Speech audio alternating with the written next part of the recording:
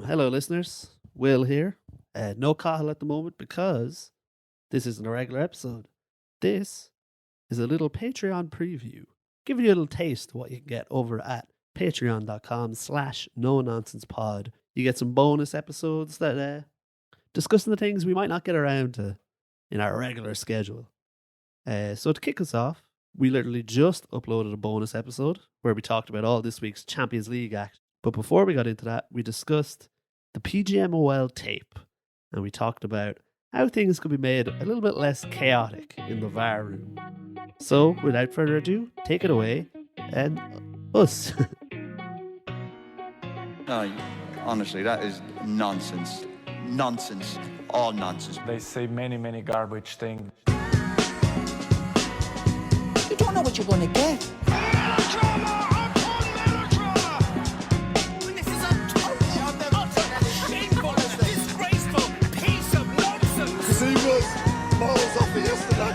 You'll learn a lot more if you listen rather than talk all Plenty the of time. time, no problem. They should be mic'd up to the ref in case of, in-game stuff, like there's a scuffle back here, whichever happens or whatever. Like the VAR should be like, phone a friend. Exactly, yeah. It should be like, you're talking to linesman, you're going, did you see it, linesman Baz? No. Did you see linesman Daz? No. Okay, I'm going to go upstairs to Gaz upstairs, right? You don't need to talk to me. Like when the VAR guys are talking, not to each other, just like stating like, I don't see this, I see this. Yeah. No, you can hear the linesman bantering with someone in the background. Yeah. Or the player, I guess. Like, you gotta be quick to hear that. Or, I don't want that. The other guy's just panting because he's fucking running down the line all day. I mean, it's chaos. Yeah, then Chaos. again, you've got the IT guy talking, who probably, like, the linesman doesn't know who that is. So he's just hearing voices in his head who aren't involved in any of the decisions. Yeah, I mean, it's funny because it does not help the VAR or anything. No. But it does probably help the guys who think it's a conspiracy theory. Because you hear that and you go, oh, okay. It's. I mean, if that's a conspiracy, they've set it up so badly for us to fail. I mean, they would be, really smart to do that. Like to set up in such a way that you can hide your conspiracy in the chaos of heavy breathing and IT guys. calling each other Daz so casually. Yeah, code names and everything. You really want to be deep in the rabbit hole if you still think it was a conspiracy after hearing that tape. Yeah, and not just think these guys are absolutely they're bumbling idiots. They're out of their depth here. Did you see? Daz has been banned from refereeing a Liverpool game for the rest of the season, which is like, well, why? Yeah, it's like the far right protest that we're seeing a lot of here. Yeah, and some people are saying, you know what, like no one wants this. Like I would happily see the guards bar them off the streets. Yeah, but people say, well, you do that, you make a martyr out of them. You just you confirm their beliefs. Like, oh yeah, see, they can't talk to us with words, so they silence us with their fists. Yeah. But the Liverpool fans now think it's a conspiracy. They go, see, they took him off. Why would they take him off? It wasn't something. Knew it. There wasn't something found out about him, and now they're trying to cover it up. Just like the church. Like if you're already that way, thinking, it's easy to rationalize these things. And go, yeah, it just proves it. It just proves my point. Knew it. Yeah, I knew it was Daz. Yeah, well, look, I would never have known the name Darren England other than this VAR catastrophe. It's a nightmare for them. It's bad for Liverpool. It's bad for everyone. I think Liverpool had some goodwill going of people being like, yeah, fair play to Liverpool. Did they? Standing up? Did they, Will? I think they did, right up until Klopp said, we should replay the game. And immediately everyone went, shut up. I don't know. I think as soon as they started saying this happens a lot to us, I think people were like, oh, go away. That's not true. I mean, I think if it is true, you can probably trace it back to when Klopp did his hamstring celebrating linesman's face. Yeah. I mean, that makes sense. If they were against you, I can see why. It's not because you're close to passing out Man United's title haul. I think it's because, you're pretty rude sometimes, Jurgen Klopp. I saw a clip doing the rounds on Twitter at the moment from when Liverpool beat Roma in the Champions League. I nearly sent that into the group, actually. I nearly sent that. I was literally screen recording it and editing it. I was like, what am I doing with my life, Yeah. We'll play the clip. Edin Dzeko was through, onside, but given offside. But then Trent Alexander-Arnold seemed to handle the ball, so there could have been 2 red cards, 2 penalties. Who cares? Well, the thing is, that's every Tottenham fan this week. Exactly. You know what I mean? I don't think there's any goodwill for Tottenham. I don't think they were thinking, no, like, to be fair, that was a bad one. They're like, fuck off, you know? You kicked Arper in the head last year, you know? And that's the thing. It's been going on, you know, so long, these kind of miscarriages of justice in football.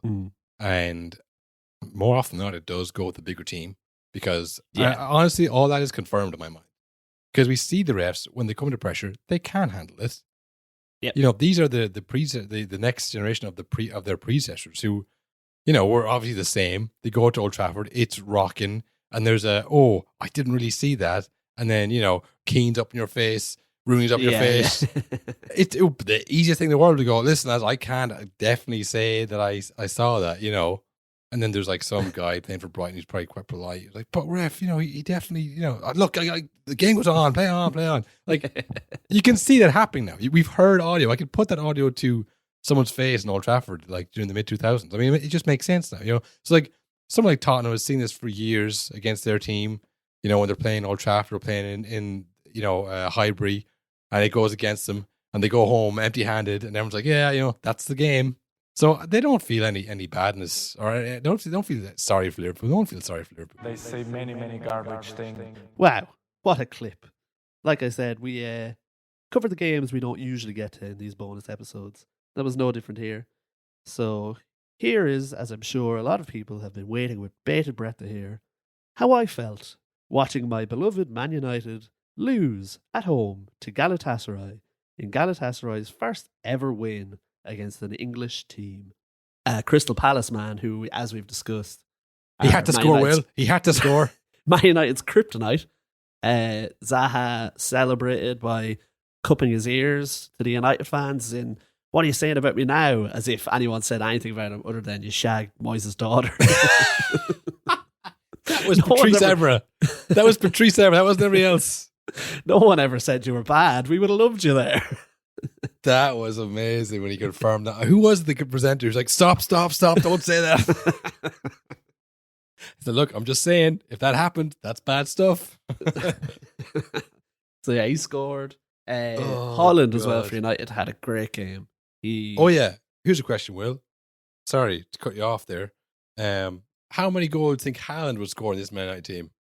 In this Man United team? Yeah. As much as Holland is scoring, it would be he's not banging them in, but he'll do okay. Yeah. Because it doesn't matter, because they have no midfield or defence. There's a huge gaping hole on the pitch. Yeah. And speaking of players like we were who are aware of their reputation online. Yes. That's what happened, isn't it? Marcus Rashford was through on goal. That's what happened. 1-on-1 with the keeper. Last season, he scored about 35 goals from that position, and he gave the worst pass across to Bruno, who wasn't really free at the time. Absolutely fucked it. Yeah, that's a man 100% who has been seeing the non-stop videos of Rashford not passing it from when he scored like 40 goals that season. If you'd said 5 years ago that like people are going to be even more online, I was like, well, that's not possible. How can we be more online? We're online all the time. I have 4 different social media accounts, you know. How can we be more online? But it's seeped to like celebrities now. Even they're like scrolling through the feed. Yeah, and all sense of like sense or realism is totally gone. You know what I saw right before doing this podcast? It was like a picture of Ralph Rangnick, and it was people being like, we should have listened. That was like, we didn't listen to this man. He was the worst. He was so bad.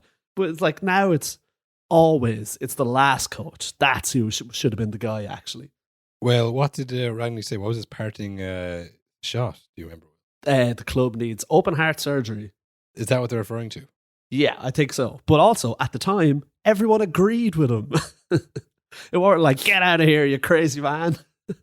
But did the Glazers agree with him, Will? Because have you seen this conspiracy online? Which conspiracy is this? How many conversations in your life just start with? Have you seen this conspiracy online recently? Yeah. Well, Ollie, you know Ollie, another previous manager. He not Mike Oliver from the VAR tapes. This is a different guy. He did an interview recently. I don't know if you watched that. Did you bother watching that? I did, yeah. I saw that interview. Did you see when you talk about the 3 transfers? 3 in, 3 out. Yeah.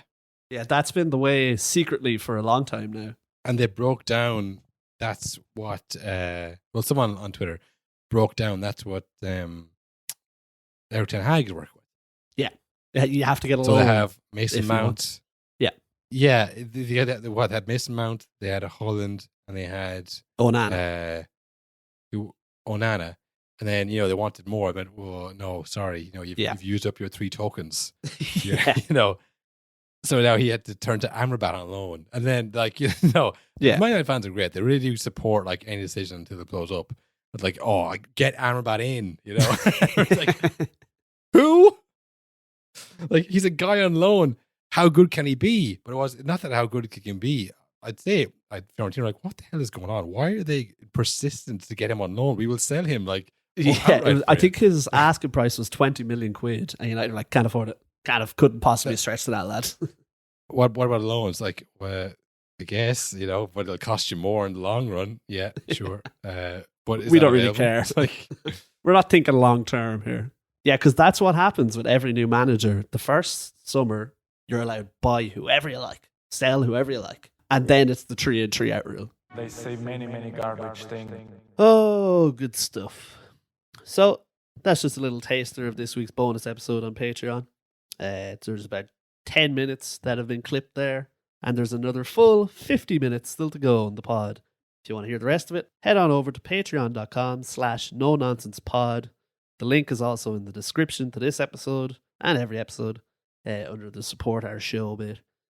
$4.50 a month gives you access to all these bonus episodes and also gives you access to the archive for After the Nonsense. It also gives you access to After the Nonsense, the podcast where we talk about everything but the football.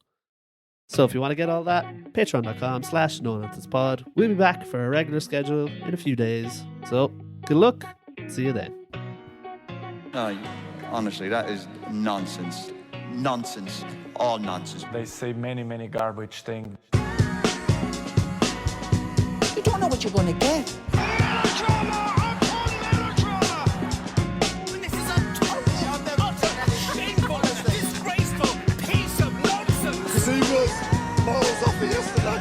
You'll learn a lot more if you listen rather than talk all Plenty the of time. time, no problem.